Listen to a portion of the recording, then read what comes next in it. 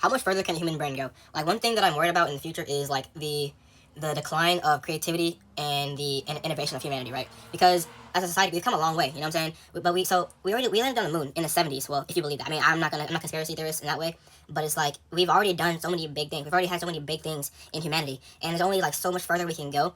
But then I'm also wondering how much further can the human mind even comprehend certain things? Because I know people are getting smarter and smarter as time goes on, and people are gonna get, there's more and more resources to do. But one thing is like we're actively like working against ourselves in a way, because if you think about it, like the more we do, the more we create, the more we try to do, the less of the earth and resources we have. I know we're supposed to be trying to go to Mars and shit next, but like, bro, that's so far in the future. That are we even gonna have like, are we even gonna like balance out? Is it even gonna work out time wise in terms of resources to even accomplish that, even starting that? Because you're not gonna just do it in the first try, so you're not gonna have enough resources to just have stuff left over. We're gonna be using all that stuff to even try to get there, to have a first attempt, right?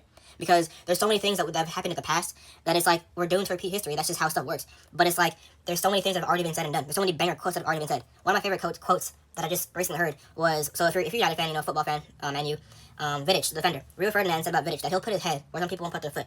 And I'm like, that's a banger quote. That's a fire quote. But I'm like, how much, like, it's not saying that you can't be creative in today's world and you can't have your own profound quotes, but it's like there's so many thoughts and quotes that have already been thought that you can't, there's not really any room for anything more profound, anything more like awe-inspiring than some things that have already been said in history. So like, to me, I wouldn't say I'm like worried about it. It's not like impending doom, but it's just like I'm curious about how stuff is going to pan out in the future.